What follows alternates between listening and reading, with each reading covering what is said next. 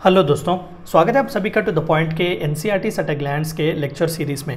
आज के इस ज्योग्राफी के टॉपिक आवर चेंजिंग अर्थ में हम जानने की कोशिश करेंगे कि दरअसल अर्थ में जो चेंजेस आते हैं, स्पेसिफिकली जो अपर हमें अंदरूनी देखने को मिलते हैं, वो किस तरीके से आने को मिलता है। हमने पिछले ही वीडियो में इंटीरियर्स ऑफ द अर्थ के बारे में पढ़ा हुआ था। अब वहाँ पर आप पहले उस वीडियो को देख ले ताकि ये वीडियो समझने में आपको आसानी हो। So let us begin without any further ado. So first of all lithosphere, जैसा कि हमने पिछले चैप्टर में ही देखा कि the upper most solid part, जिसे हम आउटर क्रस्ट भी कह सकते हैं, that is actually the lithosphere, जिस जमीन पर हम जिंदगी जीते हैं। तो lithosphere is actually broken down into number of plates. The movement of these plates causes changes on the surface of the earth due to endogenic and exogenic forces. हमने कई बार देखा कि अर्थ में जितने भी चेंजेस आते हैं, चाहे इंटीरियर हो या फिर एक्सटीरियर हो, वो दोनों endogenic as well as exogenic forces की वजह से हैं। तो यहाँ पर आप एक पिक्चर देख सकते हैं कि हमने एस्थेनोस्फीयर के बारे में बात किया हुआ था पिछले चैप्टर में। तो उस पर जो है ये पूरे प्लेट्स मूव हो रहे हैं, जिसे हम लिथोस्फीयर कहते हैं। तो लिथोस्फीयर के अलग अलग प्लेट्स के फॉर्म होने की वजह से, प्लेट्स के ब्रोक डाउन होने की वजह से, कनेक्ट होने की वजह से ही हमें जितने भी चेंजेस जो है वो अर्थ में देखने को मिलते हैं। इवन कॉन्टिनेंट्स भी कहीं ना कहीं इन्हीं प्लेट मूवमेंट की वजह से ही फॉर्म होते हैं। तो यहाँ पर आप देख सकते हैं Eurasian plate, Arabian plate, African plate, south American plate, Pacific plate, ये सभी इंडो ऑस्ट्रेलियन प्लेट, ये सभी प्लेट्स बहुत ही इंपॉर्टेंट माने जाते हैं।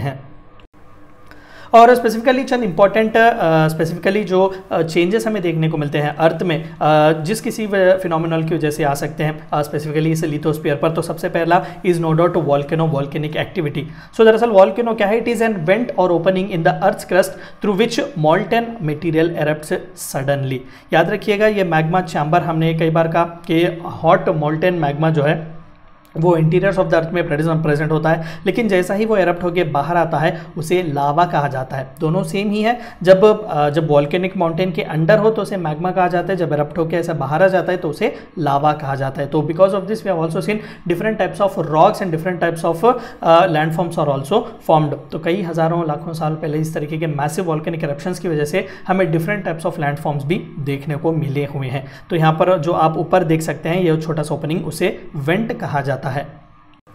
And the second most important type is no doubt earthquakes. अभी हमने वॉल्केनोस के बारे में देखा, अर्थक्वेक्स के बारे में हम देख लेते हैं। अर्थक्वेक, जैसे कि आप सभी को पता है, सडन मूवमेंट और sudden vibrations in the plane of the earth, so plate of the earth. तो अभी जैसे कि प्लेट्स के बारे में हमने कहा, तो प्लेट्स मूव होते रहते हैं, तो कई बार कन्वर्जेंट डायरेक्शंस में आते हैं, कई बार डाइवर्जेंट डायरेक्शंस में वो जाते हैं। लेकिन जाहिर सी बात है कि इस तरीके के फॉल्ट्स जब आते हैं तो वहाँ पर अर्थक्वेक आना बहुत ही लाजमी है, और वहाँ पर ट्रेमेंडस वाइब्रेशंस आते हैं, जिसकी वजह से आसपास के रीजन में हमें बहुत ही ज़्यादा ट्रेमोर्स और अर्थक्वेक, जिस फिनोमेना को हम कहते हैं, वो देखने को मिलता है। तो द वेरी पॉइंट जहां पर ये ओरिजिनेट होता है अर्थक्वेक, उसे फोकस कहा जाता है, और exactly opposite to the focus, जहां पर अर्थ पर इसका इफेक्ट हमें ज्यादातर देखने को मिलता है, उसे एपिक सेंटर कहा जाता है। और वो रीजन जिसकी वजह से ये प्लेट्स या तो डाइवर्जेंट या फिर कन्वर्जेंट होकर क्लैश हुए या फिर दूर हुए, उस रीजन को फॉल्ट कहा जाता है। बहुत ही इंपॉर्टेंट है।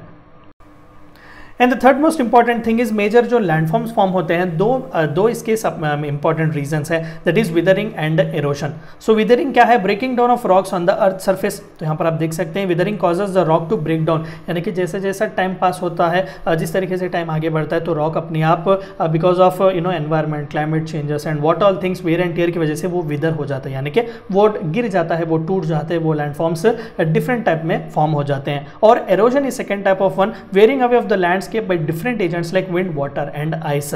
तो यहाँ पर विद इन इंटरनल फोर्सेस, यानी कि वो खुद जो है कहीं ना कहीं विदर हो जा रहा है because of passage of the time. लेकिन सेकंड वन, यहाँ पर विंड, वाटर और आइस जैसे एक्सटर्नल फोर्सेस की वजह से एरोजन हो रहा है, यानी कि दोनों में ही हमें मेजर लैंडफॉर्म्स में चेंजेस देखने को मिल रहे हैं। And finally our changing earth में स्पेसिफिकली रिवर्स, ग्लेशियर्स और विंड्स का भी आप यहाँ पर एक बार दायरा देख सकते हैं कि because of these movements also different types of land forms are formed. यहाँ पर आप देख सकते हैं कि ग्लेशियर स्पेसिफिकली जो माउंटेनियस रीजन्स में होते हैं, कई पेरिनियल रिवर्स भी हमें इन्हीं माउंटेनियस रीजन्स में से फ्लो होते हुए देखने को मिलते हैं। तो यहाँ से आप देख सकते हैं कि रिवर फ्लोज जो है कहीं ना कहीं जब वो मूव होते हैं तो ट्रिब्यूटरीज में फॉर्म होते हैं, इस तरीके के डेल्टास वो फॉर्म होते हैं। तो इस तरीके की कई एक्सोटिक लाइफ फॉर्म्स भी वहाँ पर सेट होते हैं और कई डिफरेंट लैंड फॉर्म्स भी हमें देखने को मिलता है। तो यहाँ पर आप देख सकते हैं इस पूरे रीजन को फ्लड प्लेन जोन कहा जाएगा, क्योंकि यहाँ पर ओशन के करीब यह है और रिवर ज़्यादातर यहाँ पर फ्लड करता है, क्योंकि ड्रेनेज का सिस्टम यहाँ पर बहुत ज़्यादा होता है। इसे ट्रांसिशन जोन कहा जाता है, क्योंकि ज़्यादातर यहाँ पर रिवर जो है वो बस फ्लो होता है। और this is also called as the source zone, दरअसल कहाँ से वो रिवर ओरिजिनेट होता है। और विंड की वजह से भी एरोजन्स वगैरह होते हैं, कई बार सेडिमेंट्स वगैरह, पार्टिकल्स वगैरह, सॉइल के पार्टिकल्स एक जगह से दूसरी जगह पर मूव होना और डिफरेंट टाइप्स ऑफ लैंडफॉर्म्स का फॉर्म होना, ये सभी लाजमी है। So these were the few things which you had to know about our changing earth के बारे में। Thank you for watching my video.